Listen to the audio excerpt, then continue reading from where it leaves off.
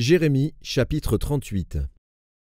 Shephatia, fils de Mathan, Guédalia, fils de Pashur, Jucal, fils de Shélémia, et Pashur, fils de Malkija, entendirent les paroles que Jérémie adressait à tout le peuple, en disant : Ainsi parle l'Éternel.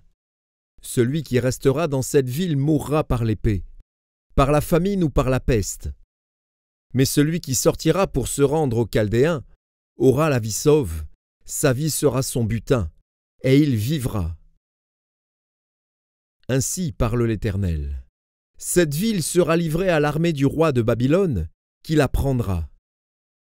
Et les chefs dirent au roi : Que cet homme soit mis à mort, car il décourage les hommes de guerre qui restent dans cette ville, et tout le peuple, en leur tenant de pareils discours. Cet homme ne cherche pas le bien de ce peuple, il ne veut que son malheur. Le roi Sédécias répondit : Voici, il est entre vos mains, car le roi ne peut rien contre vous.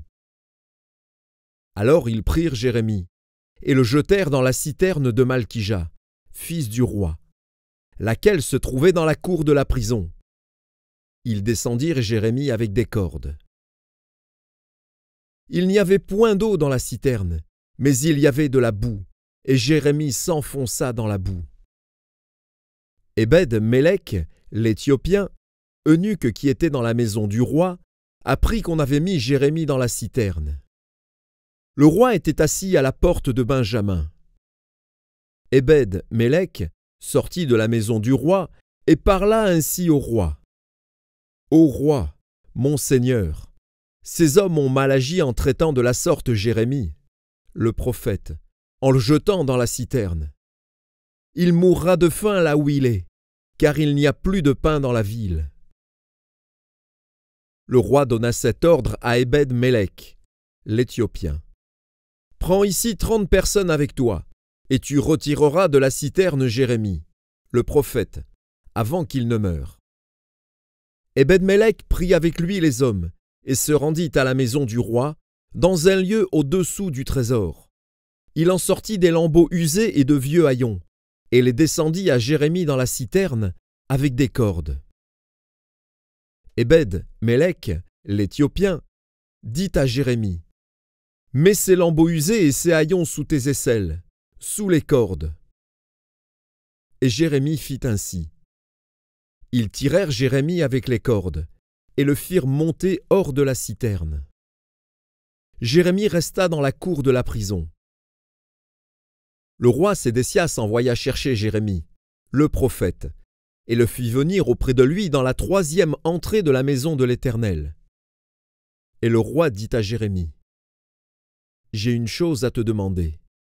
Ne me cache rien. » Jérémie répondit à Sédécias : « Si je te la dis, ne me feras-tu pas mourir ?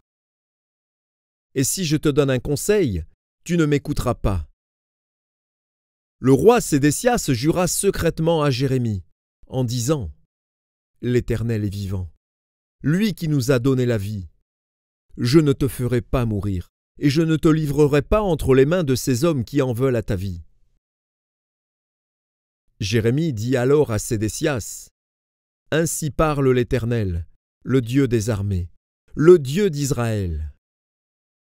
Si tu vas te rendre au chef du roi de Babylone, tu auras la vie sauve, et cette ville ne sera pas brûlée par le feu. Tu vivras, toi et ta maison. Mais si tu ne te rends pas au chef du roi de Babylone, cette ville sera livrée entre les mains des Chaldéens, qui la brûleront par le feu, et toi, tu n'échapperas pas à leurs mains. » Le roi Sédécias dit à Jérémie : « Je crains les Juifs qui sont passés aux Chaldéens.